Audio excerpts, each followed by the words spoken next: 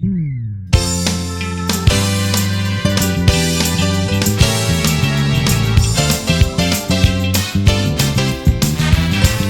is the day. This is the day that the Lord has made. Let us rejoice and be glad. For He alone is wonderful. He alone is marvelous. Let us rejoice and be glad. This is the day. This is the day that the Lord has made. Let us rejoice and be glad. For He alone is wonderful. He alone is marvelous. Let us rejoice and be glad. I'd rather be a doorkeeper in the house of the Lord than to dwell in the tents of the wicked. Welcome to our worship. Today we are celebrating the 100th anniversary of our usher board. Except for the Sunday school, the usher board is the oldest auxiliary in the church. And we want to express our gratitude to all of our ushers, living and deceased, who have served on our usher board. And I'm asking all of the members of Corinthian, and even those who have moved away from Corinthian, live in another city, who watch us, I would like all the members of Corinthian to give a hand of appreciation and praise to those who served on our usher board. We will hope to celebrate their birthday on a larger scale, but because of the pandemic, perhaps we can do that next year. Reverend Derek Harris will lead us off with prayer, and then we'll go through our regular order of worship. One of the graduates will read the essay this day. I thought they were going to do it last Sunday, but they will do it today. After the second selection, the next voice you hear will be Pastor Fry, pastor of the Emmanuel Baptist Church here in the city of Dayton. He will bring the message. He's a great preacher. He's doing an outstanding work at Emmanuel. And do not tune him out. He has a word from God that we all need to hear. Reverend Harris. Let us pray. Our heavenly and gracious Father, the giver of every good and perfect gift. Father God, it is once again we come before your throne of mercy just to say thank you. Heavenly Father, we come right now in no shape, show, or fashion, Lord, just to give you praise and honor for being God and God all by yourself. Heavenly Father, we thank you for the bountiful blessings that you bestowed upon us this day and all the days of our life. Heavenly Father, we thank you for allowing us one more opportunity with grace and mercy that you have bestowed upon us. Father God, but most of all, we thank you for your darling Son, Jesus the Christ, who had bled and died on the tree of Calvary so we may have a right into the tree of life. Now, Father God, we ask that you rain your blessings down upon this service today, Lord. May this service touch each and every person that is under the sound of my voice, every person that is viewing this presentation, Lord.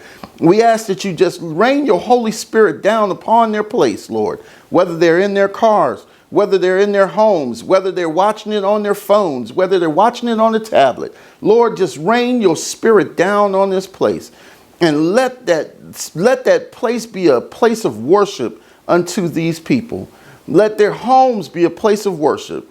Let their cars be a place of worship. Let their jobs be a place of worship.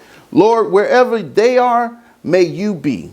Father God, we ask that you bless the pastor that is going to bring the word today. May it fall fresh upon someone's ears and make them and bless them abundantly. And may someone who does not know you, Lord, may it touch their soul enough to make them come and say, what must I do to be saved? Now, Father God, we ask that you bless this service, bless our pastor, the Reverend Dr. P.E. Henderson, his family, and all that are under the sound of my voice. These and all blessings we do ask. In your darling Son, Jesus Christ's name we pray. Let us all say, Amen. Good morning. I'm Brother Carl Henderson, and I'll be reading today's scripture from Psalm 84, 1 through 10 from the NIV. How lovely is your dwelling place, Lord Almighty! My soul yearns, even faints, for the courts of the Lord. My heart and my flesh cry out for the living God. Even the sparrow has found a home, and the swallow a nest for herself, where she may have her young. A place near your altar, Lord Almighty, my King and my God. Blessed are those who dwell in your house. They are ever praising you. Blessed are those whose strength is in you, whose hearts are set on pilgrimage. As they pass through the valley of Baca, they make it a place of springs. The autumn rains also cover it with pools. They go from strength to strength, till each appears before God in Zion. Hear my prayer, Lord God Almighty. Listen to me, God of Jacob. Look on our shield, O God. Look with favor on your anointed one. Better is one day in your courts than 1,000 elsewhere. I would rather be a doorkeeper in the house of my God than dwell in the tents of the wicked. That was Psalm 84, 1 through 10, and may God bless the reading and doing of his word.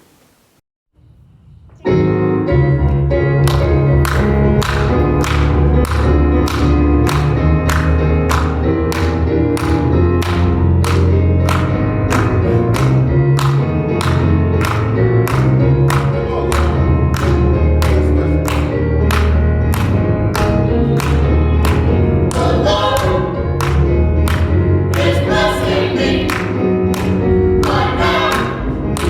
Oh,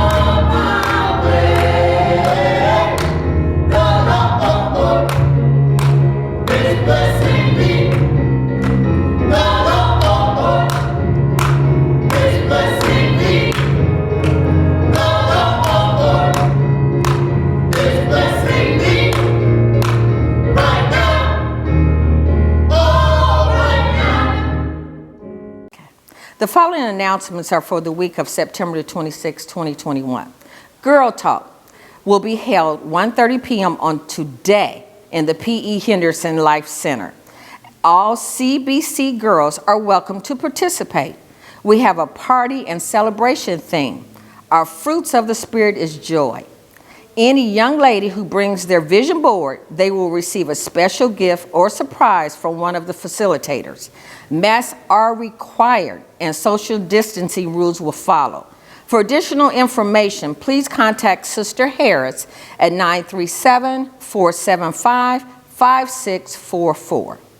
Prepared meals. We are in need of volunteers to help deliver meals to members who are not able to travel to the church. Time of delivery will be from 2 to 3 p.m. Please come to the church at 2 p.m. if you are able to help. Pickup time will be at 2 p.m. every Tuesday. You must wear a mask and remain in your car. If you want a meal, call the church and leave your number and your name and number of the people you need, or the number of people you need for a meal. All friends and members of Corinthian, when you must come to the church, please wear your mask.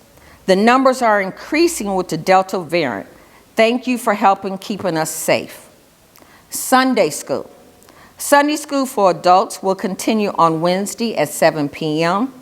Sunday school for the youth will continue on Sundays. Beginners, primaries, and juniors at 11:45 to 12:15. Young people and intermediates from 12:20 to 12:50. Bible reading will continue on Thursday evenings from 6 to 7 p.m. All meetings will be on the conference call line 712-770-4010, access code 78659. For video download, the free conference call app and enter meeting ID Lindsay McDougall. You may give your tithes and offerings through Giveify, mail, or bring them to the church on Tuesdays and Fridays from 12 until 2. The prayer line can be called daily at 888-683-5512.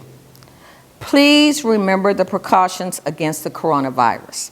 The vaccine is available for ages 12 and up. Please check the news for available sites near you or contact your public health department. Thank you and have a blessed week. My name is Miles Hester and I'll be reading to you my essay titled A Whole New World. When COVID hit, it felt like the world just stopped, came to a halt. It would never be the same. 2020 was like a dream world that we as people did not know how to wake up from. Faith helped me to stay positive and strong in order to navigate through this new dream world. Through difficult times and adversity, God was always there. The Almighty came through for me numerous times throughout 2020, like pushing me to keep on with my schoolwork and stay in shape for football. I feel as if my faith kept me alive during the pandemic, hoping and knowing soon everything would be back to normal. The restrictions put on society during the early COVID days had me pretty distraught about all the things I wouldn't be able to do. I couldn't go to school or play football or even hang out with my friends without the worry of catching it and getting sick. My faith helped me to keep my head up though. I knew God would make it all better in the long run. As I suspected, God did make things better by guiding doctors and scientists through the process of creating a vaccine to stop the mass spread. We needed a tool to help us overcome this dreadful disease and get the world back to normal as possible. Since the pandemic is somewhat under control, I have graduated high school. I was able to physically visit the college I want to attend, and I have been able to work outside of my home. Graduating high school was a major accomplishment for me. I had some hardships along the way, but my faith in God helped me to push through so I could be great. I graduated from Charwood Madison High School and Miami Valley CTC. Both places have given me the experience and tools I need to now matriculate into college. I finalized all of my business necessary for me to start at Central State University in the fall. This pandemic has also molded me into the man I am today by changing me unexpectedly, by showing to not take everything for granted and that life is not as easy as my naive mind thought it would be. I have seen unexpected death, sickness, sudden poverty, watched the world be forced to stay in their homes for months. I watched small businesses like my mom's get hit pretty hard, and it made life look bleak for a moment. Throughout all this pain and turmoil COVID caused, God made a way, just like he always does, no matter what happens. To me, faith is believing God can and will make a way because he is our almighty Lord and our Savior. God gave us all new ways to look at life. People spend so much time at home, they had no choice but to get to know themselves and each other. God brought families closer together. God brought us together as people. Certain groups have been awakened and realized that we are all children of God and were made in his image. COVID had no race, age, or gender requirements. Proof that we are no different from each other and that we are all children of God. I believe that everything happens for a reason. And even though it had seemed the pandemic would doom us all, it was also a blessing in disguise. I want to thank my Corinthian family for the support during my formative years, and I ask for your prayers as I pursue the next chapter of my life. Thank you. To Dr. P.E. Henderson Jr., Pulpit Associates, officers, members, and friends, good morning. My name is Kaylin Cherry, and I would like to take this opportunity to thank you for all the outpouring support for this year's Youth Day 2021. We couldn't have had a successful Youth Day without our awesome congregation. Thank you to all my co-chairs and all the youth that participated this year. I personally would like to thank Pastor P.E. Henderson for selecting me as this year's Youth Day chairperson. Although it was not our normal Youth Day regimen, we've adjusted well. Again, thank you and God bless.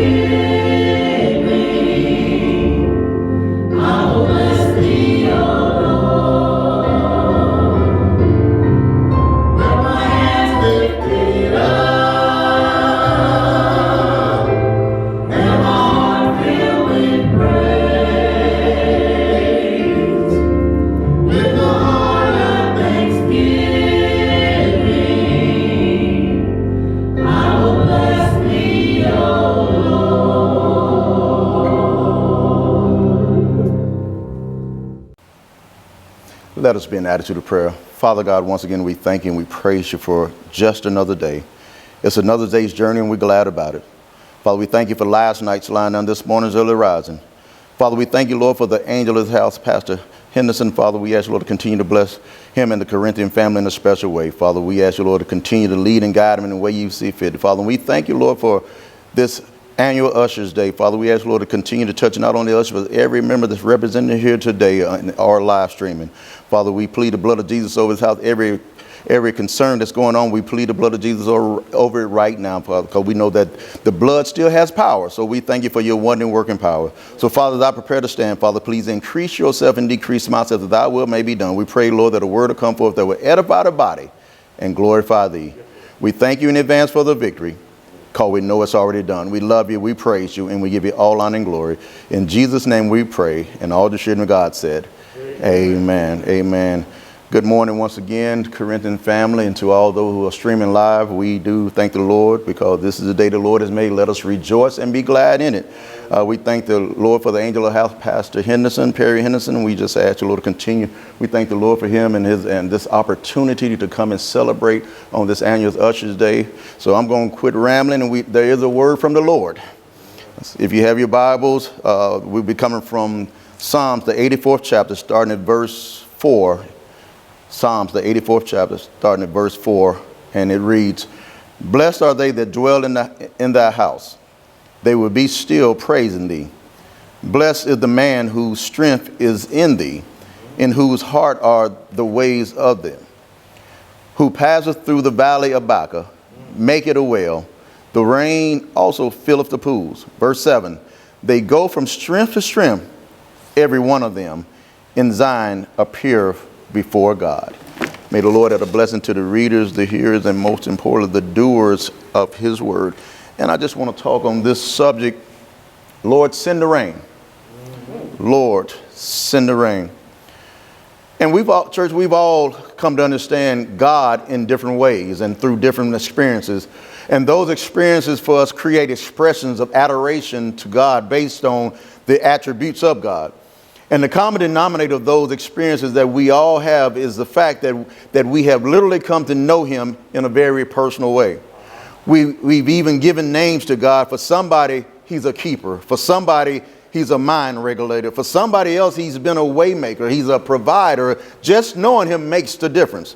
And you see, church, when you know him based on the experiences you've gone through, and when you look back over those experiences in hindsight, then you really begin to repent for complaining about what God has allowed you to go through.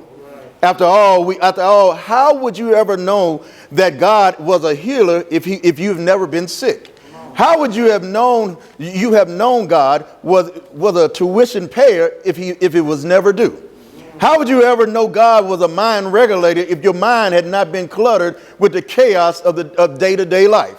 And we also discover our own human capacity in the midst of tragedy and in the midst of difficulty. We discover things about God. Even our spiritual courage is revealed to us, and the promises of God are made known to us going through experiences that only God could give us. All of us in this place have a there. And I'm talking about a place where you are trying to arrive to. There, I'm talking about the word there is this thing that you are believing God for. This place called destiny. But this morning, we're going to call it there. And the truth of the matter is, many of us are not there, but all of us are here. And so between here and there can be unpredictable and very challenging. The devil can't take there from you, but he can make between here and there so difficult that you'll believe that there is not worth it. I really come to tell you that there is really worth it. It really is what God promised you. And so there is so significant that I believe when you read a psalm like this, it really sheds some light on how to get there. So now when you read about this psalm, it's a psalm written to the sons of Korah. The sons of Korah, they were literally the Levitical choir made up of the descendants of Korah. And so David appointed them in the temple to worship. So now there were only 7 psalms written to the sons of Korah. And in this particular psalm, the psalmist is seeking refuge. We find the psalmist declaring this place, it was called Baca. But now Baca is an interesting place because the valley of Baca, which is also called the valley of Bashan, in Judges was a passageway to the holy hills of Israel, to the city of refuge. And so people would pass through this valley seeking refuge, seeking solace, seeking comfort. They would go through this difficult terrain, especially when they were being chased by others. So many times when they had committed some accidental death or crime, they would run to this place called the City of Refuge, but they had to go through Baca. The Valley of Baca was a desert country. It was filled with thorns, filled with wild animals, filled with pitfalls and vipers and all kinds of dangers. But in the midst of it, there were these wells, but they were often far apart. And it was impossible to pass through Baca without facing extreme hardship. And Pastor Henderson, it wasn't for the faint of heart. Because if you went through Baca, you really had to be after something on the other side. You see, when you begin to look at what you're going to, then you should really begin to say that no matter what I have to go through, I'm going through it to get to it. And you see, when you went through Baca, it was customary after going through severe hardship that one would be brought to tears. And that's why the Valley of Baca is also called the Valley of Tears. Because no matter who you are today, there's somebody right now who's going through somewhat of a spiritual Baca. I don't care if you are a preacher, teacher, choir member, or even an usher. Somebody right now, you're going through a place of tears. You're being made to cry. You're throwing up your hands and saying, Lord, when is this thing going to happen? Lord, how much longer do I have to deal with the vipers and the uncertainty of the terrain? And how long do I have to deal with how difficult and frustrating this moment may be? And you see, if you haven't been there yet, just keep on living, because you'll be in the Kleenex ministry real soon and you'll be made to cry. But what we'll discover today is that Baca is an inevitable situation. It's interesting because the Bible declares to us in verse 5 that the pilgrims, they passed through it. You had to literally go through it. In other words, you must recognize that this place is going to be tough. Now, I really wish I could tell you that going to getting to your destination was going to be a piece of cake. I wish I could make you that promise, but I'm so sorry to tell you that the place of Baca is so difficult. It's a difficult place, and it's not a place of comfort and ease, but it's a place of difficulty and challenging. It's a place of dustiness. It's a place of depression. It's a place that will disorient you. And as I said earlier, Baca is a dusty place. And you may say, why is it dusty? Well, it's because it's a desert land. And so when you go through Baca, you will come in contact with a lot of dust. When the wind blows in Baca, the dust will get on you. The winds of adversity can blow on your own life and cause the things that you're going through to attach to you, so that when you leave that place, those things that are attached to you are a constant reminder that you've been through it. I'm talking to somebody right now in the social sanctuary that in the midst of your own personal Baca situation, when the winds of adversity begin to blow on your job, on your campus, in your home, isn't it amazing how when you leave that place, you still leave there dusty? And sometimes you feel like you got to brush off some spirits you've been hanging around with all day. You've got to brush off some attitudes that you've been dealing with all day long, to the point that you say, Lord, what's going on? And so many times when you're dusty like that, it can distort your vision. It can prevent you from seeing those things that God intends for you to see. But not only is it dusty, but it's also disorienting. Because in the Valley of Baca, it's difficult to navigate through. You see, as a matter of fact, once you think you are on the way out, you can find yourself going through circles and end up right back where you started from. Somebody came here today and in the social sanctuary that your Baca situation, you were almost out of debt. And then you had to buy new tires, and now you're right back where you started. Somebody else was on that last chemo treatment, and then you got a scan, and they said, we found another spot, and you're right back at the same place you were. And it can be disorienting if you feel like you're coming out only to find yourself in the same place you were 2 and 3 months ago. But then, Deke, it was dry. Baca was a dry place. The sun, the ground, the elements come down and they impact the people who walk through Baca in such a way that exapts their energy from them. Somebody right now everything in your life is beginning to dry up, beginning to be beaten down by circumstances. That relationship that had so much zeal and life is now drying it up. The money you were so prosperous, but now things are drying up. The business was booming, but now things are drying up. You used to be so excited about ushering, to the point you would sing all week long, I had rather be a doorkeeper in the house of my God than to dwell in the tents of wickedness. But check it out. But after years of greeting people with attitudes, mean mugging you, and hatefulness, your excitement is drying up. But I got good news for all is not lost. I know you've had some bad news. I know you had to go through places that's been dusty. I know you had to go through a place that's disorienting, that's going to be dry. So the question is there anything positive about a Baca situation? Well, I got some good news for someone. Even though Baca may be like that, you got to know who you are, and you got to know that you are not designed to stay in it, but you are designed to come out of it. It's in the text. It says, we passed through Baca. I don't care how difficult it may be. You got to understand that the devil will make you believe that it's a permanent place of destiny. And see, church, there are some things that you have to learn in Baca and then move on. Don't build a house in Baca. Just pitch a tent. The devil would torment you and have you believing that you are always going to be in that jacked up place. You're going to always be dusty. You're going to always be disoriented. You're going to always be dry. But the devil is a liar. You've got to know God's got you passing through this. Don't send me no mail while I'm in Baca, because by the time the mail shows up, I'll be gone.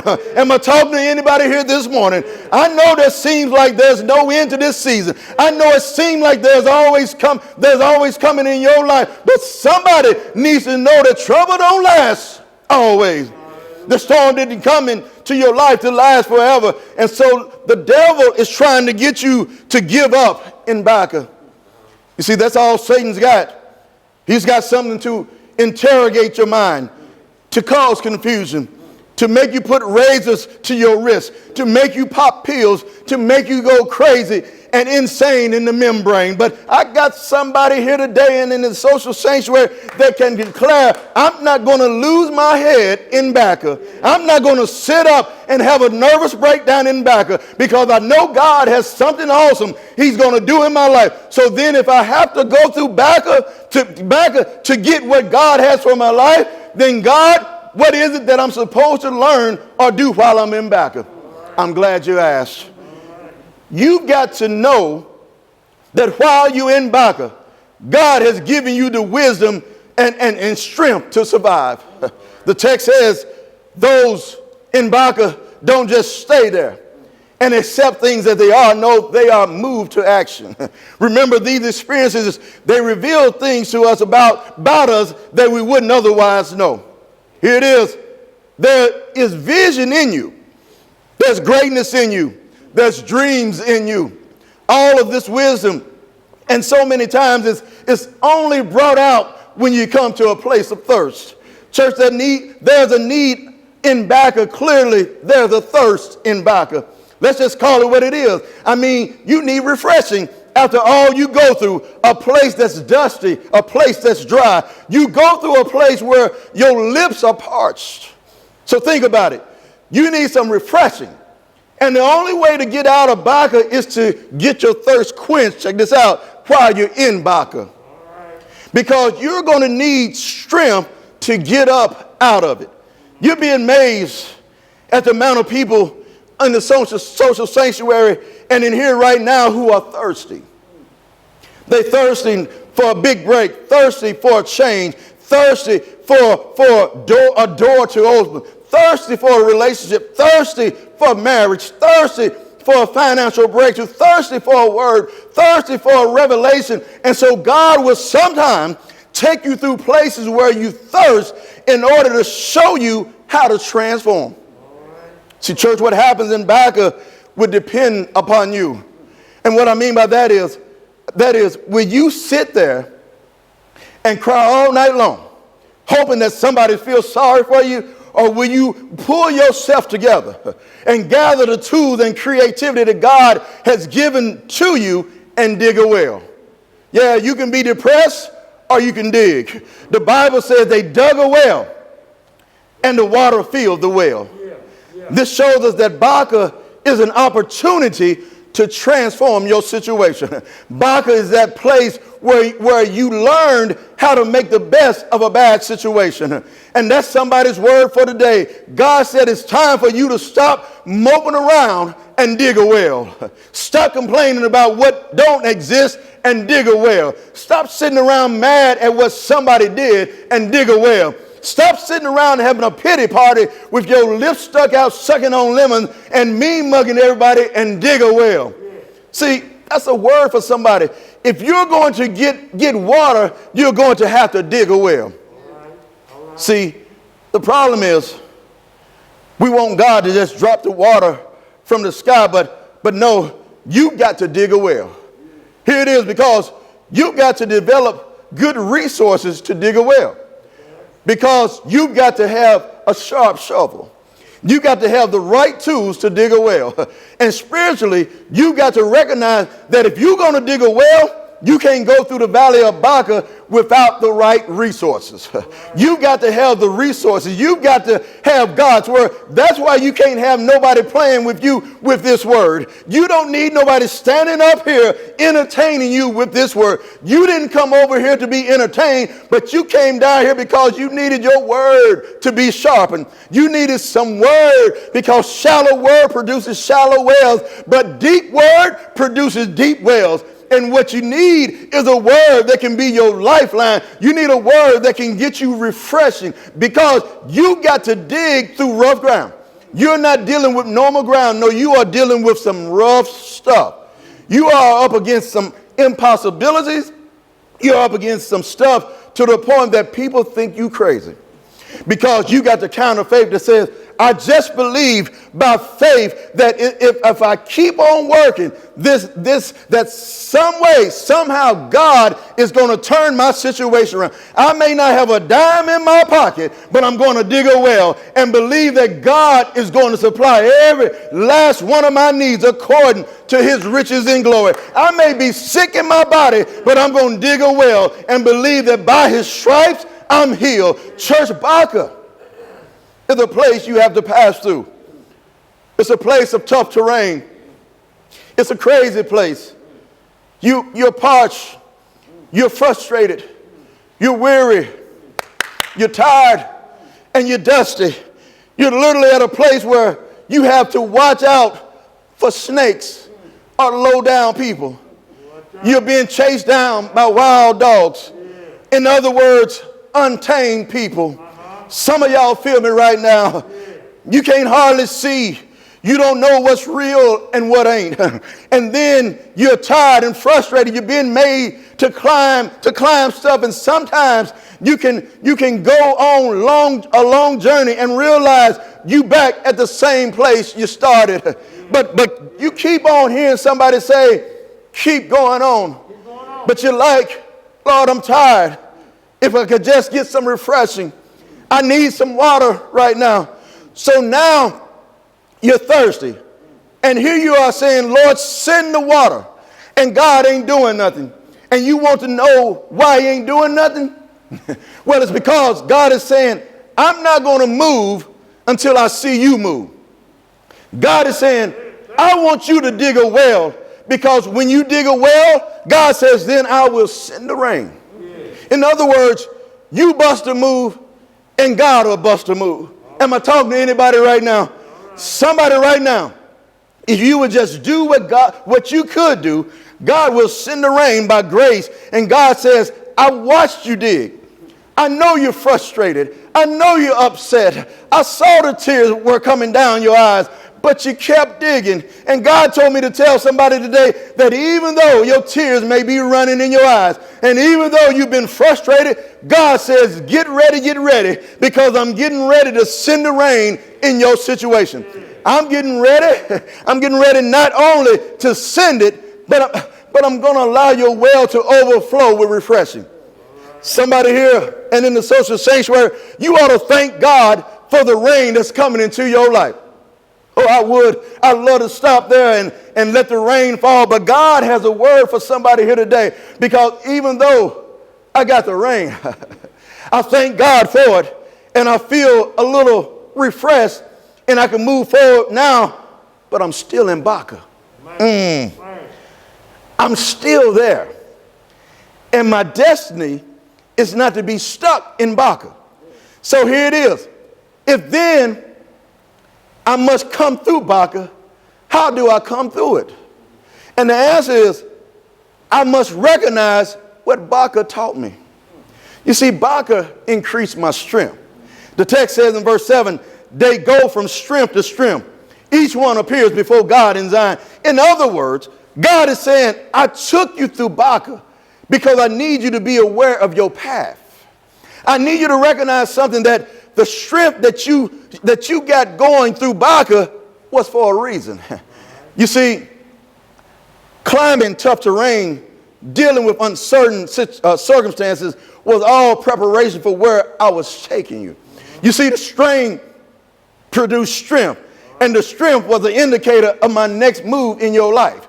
See, you had no idea before Baca where I was getting ready to take you, but since Baca, you're going to understand that I've been preparing you for something. Now, you may be saying, what's that, Pastor? Well, it's exceedingly abundantly above all you could ask or you could think. And you see, you have no idea where God is about to take you. Your future, it looks so bright. No strain, no gain. People look at you in Baca and they feel sorry for you, but they have no idea how much stronger you are now. That there was things 5 years ago that would have given you a breakdown, but now you just laugh at it. There were people on your job that would get on your nerves, that would run your pressure up, but now you walk in and say, I give God glory anyhow. The devil wanted to kill you in Baca, but he couldn't take from you what's on the other side of Baca. So the devil wanted to whisper in your ears, it's not worth it. Just kill yourself. Just roll over and die. But the devil fooled around and let you get here today and let you sign in here today. Yeah, you've been tired. Yeah, you've been frustrated. You cried and you cried. You cried so much that you don't know how to cry no more. You cried in your car, cried going to work. You even cried coming to church and signing in. You cried last night. You cried so much that you don't know when it began and you don't know when it will end. But what you do know is that you are in Baca. Yeah. Well, I got good news. Come on, and it's in the text in verse 7 that even though they were in Baca, they went from strength to strength. Yeah, I've been made stronger. And it also says that each one appears before God in Zion. Church Zion is on the other side of Baca. Each one means everybody who went through Baca got their destination. And I just come by to say, you may be dusty right now, but you're going to make it. I wish somebody would give God glory, give him some praise right now. You may have tears in your eyes, but the Bible says weeping may endure for a night, but joy comes in the morning. Well, you don't have to believe me, because if I were to call the rolls and ask the prophets what the best solution in passing through the valley of Baca was, I believe Abraham would say, if you be faithful, God would bless you and you'll be a blessing while passing through the valley of Baca. I believe if I called Noah, he would say, it's going to rain in your life. But if you hold on, God would weather the storms for you in passing through the valley of Baca. I believe if I called Moses, he would say, use what you have. God gave me a rod and told me to stretch it out. And every time I stretched out that rod, God made a way out of no way in passing through the valley of Baca. Yes, I believe if I called Joshua, he would say, if you just keep still, God will fight your battles while passing through the valley of Baca. I believe if I called Shadrach, Meshach, and Abednego, they would say to the young people, don't bow down to drugs. Don't bow down to alcohol. Don't bow down to stealing and robbing. Don't bow down to sex, but stand up and walk with the Lord in passing through the valley of Baca. And I believe if I called David, he would say, the Lord is my strength, is the strength of my life. whom shall I be afraid in passing through the valley of Baca? I believe if I called Job, he would say, be patient. There would be some sadness. There would be some sorrow because I lost 10 children and everything that I had. But though he slay me, yet will I trust him in passing through the valley of Baca. I believe if I called Isaiah, he would say, prophesy. Paul would say, preach. And Peter would say, be a witness in passing through the valley of Baca. But there is one who has been slain from the foundation of the world. It was our Lord and Savior, Jesus Christ. Jesus said, I've got the ultimate answer in passing through the valley of Baca. I'll go down and redeem man from the curse of the broken law. I'll be despised and rejected, a man of sorrows and acquainted with grief. I'll be wounded for your transgression. I'll be bruised for your iniquity. The chastisement of your peace will be upon me, and by your stripes we are healed. You see, it was one dark Friday. It was on a hill called Calvary. They led him up Calvary's mountain. He hung, bled, and died. He stayed in the grave all night Friday, all day Saturday, and all night Saturday night. But early Sunday morning, he got up with all power in his hands. And because he got up, there's happiness in the valley of weeping.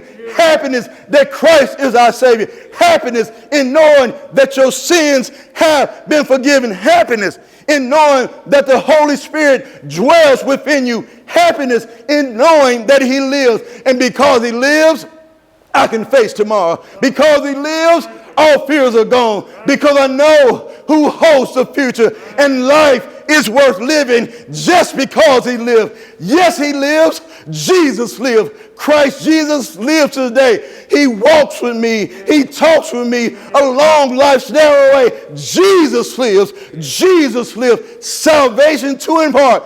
You ask me how I know he lives. He lives inside my heart. You see, I want Jesus to walk with me in my trials. Walk me in my troubles. Walk me in my sorrows. Walk me while I'm on this tedious journey. I want Jesus to walk with me.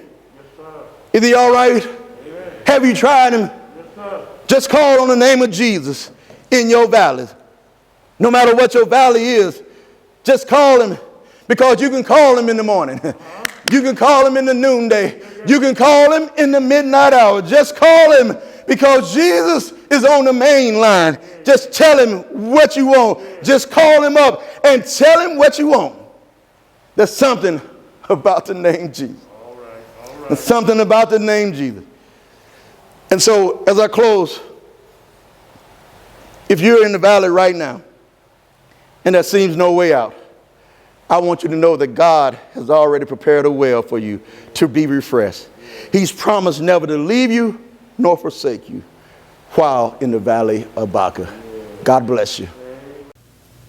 What a word from God.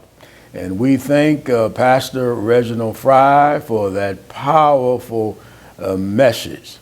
And we are just grateful that he could take the time to share with us this morning.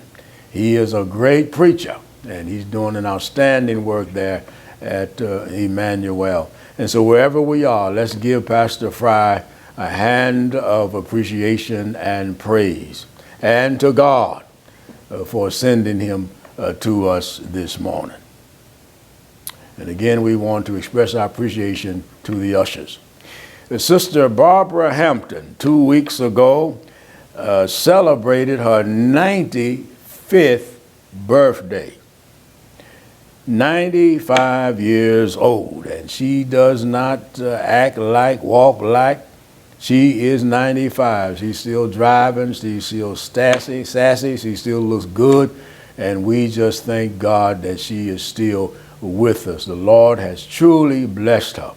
And so let's remember Sister Hampton with our cards and well wishes.